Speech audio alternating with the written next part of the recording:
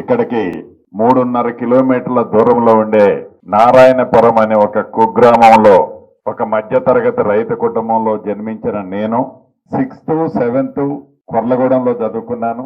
Government స్కూలే. 8th 9th 10th Peruvancha ZPHS స్కూల్లో 10th వరకు చదువుకున్నాను.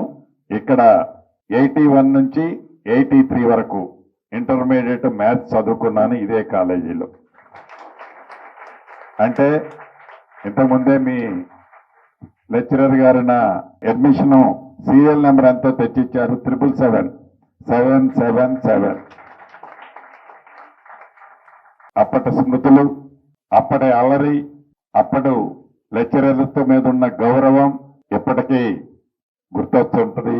ఈ ప్రెమిసెస్ లో నుంచి రోడ్డు మీద పోయేటప్పుడు కానీ, ఈ ప్రెమిసెస్ లోకి వచ్చినప్పుడు కానీ ఆ రోజులు గుర్తు తెచ్చుకుంటాం.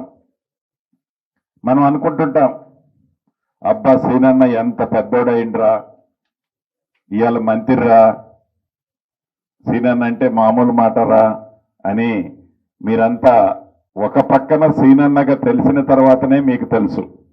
ఆ చిన్ననాటి జ్ఞాపకాలు మీకు కూడా ఉపయోగపడతాయని 1-2 సందర్భాలు మీకు చెప్తున్నాను. 10th క్లాసు ఫస్ట్ క్లాస్లో పాస్ అయిన తర్వాత ఇంటర్మీడియట్ లో జాయిన్ కావాలంటే నారాయణపురం నుంచి పేరువంచ వెళ్ళటానికి 2 కిలోమీటర్ల దూరం ఆ స్కూల్కి నడిచి వెళ్ళేవాళ్ళం. ఈ 3.5-4 కిలోమీటర్లు నారాయణపురం నుంచి కల్లూరు జూనియర్ కాలేజీకి రావడానికి ఇంటర్మీడియట్ మ్యాథ్స్ లో జాయిన్ అయిన తర్వాత మధ్యతరగతి రైతు కుటుంబంలో జన్మించిన నేను మా నాయన్ని ఒక సైకిల్ కొనియమని అడిగిన. అంతకుముందు నాయనకి ఒక పాత సైకిల్ ఉండేది. ఆ పాత సైకిల్ ఉంది కదా, మళ్ళీ నీకు కొత్త సైకిల్ ఎందుకని కొనియటానికి నాకు 2 నెలలు పట్టింది. ఆ సైకిల్ మీద నాతో పాటు చాలా మంది మిత్రులు ఈ 3.5-4 కిలోమీటర్ల సైకిల్ మీద వచ్చేది. మళ్ళీ క్లాస్ అయిపోయిన తర్వాత ఇంటికెళ్ళి వ్యవసాయ పనులు చూసుకొని అట్లా కాలం గడిచి ఇంటర్మీడియట్ లో కూడా మళ్ళా ఫస్ట్ క్లాస్ లో పాస్ అవటం జరిగింది. తదుపరి నేను అనేది ఏంటంటే, మనం చదువుకోవాలి అనే ధ్యేయం, ఆ ఫెసిలిటీస్ అప్పటికీ ఇప్పటికీ కంపారిజన్ అనేది మనలో పట్టుదల ఉంటే, మనలో ఒక కష్టపడాలి అనే స్వభావం ఉంటే, ఇక్కడున్న పిల్లల తల్లిదండ్రులందరూ కూడా 99% అగ్రికల్చర్ బ్యాక్గ్రౌండ్ ఉన్న కుటుంబాలే ఉంటాయి. 1-2 ఎకరాల భూమి ఉండొచ్చు, రైతు కూలి అయి ఉండొచ్చు, వ్యవసాయానికి కనెక్టివిటీ ఉన్న వివిధ సెక్టార్లలో మీ తల్లిదండ్రులు పనిచేస్తుండొచ్చు. మీరు నిత్యము మీ తల్లిదండ్రులు పడుతున్న కష్టాన్ని, బాధని మీరు గమనిస్తుంటారు.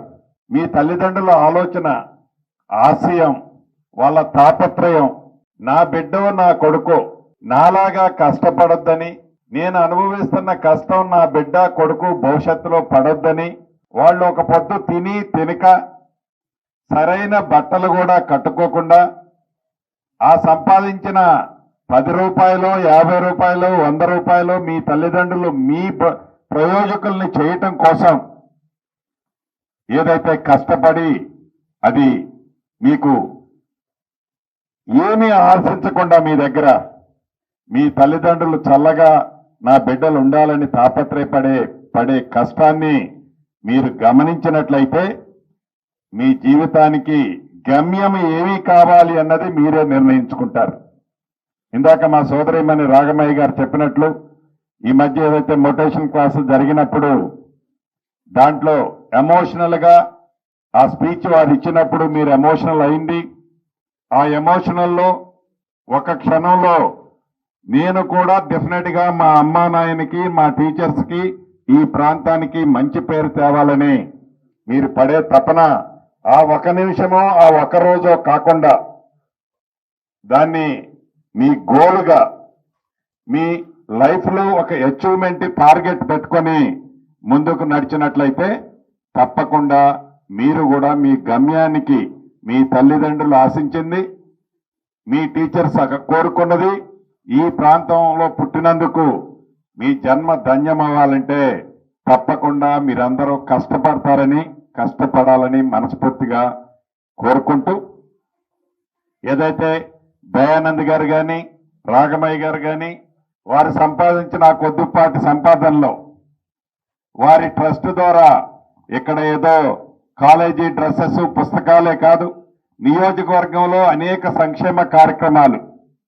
ఆ సంక్షేమ కార్యక్రమాలు మేము సైతం అంటూ ఆ ట్రస్ట్ నుంచి వారు సంపాదించిన దాంట్లో కొంత పర్సంటేజ్ని ఖర్చు పెట్టి మిగతా దాంతో ఆ కుటుంబాన్ని సస్టైన్ చేస్తూ ఈనాడు ఈ ప్రజా జీవితంలో ఒక శాసనసభ్యురాలుగా రాగమయ్య దయానంద్ గారు ఉన్నారంటే అదేదో ఒట్టిగా వచ్చింది కాదు, అట్లా గాలికి పోతే తగిలింది కాదు. దాని వెనక కష్టం చాలా ఉంది.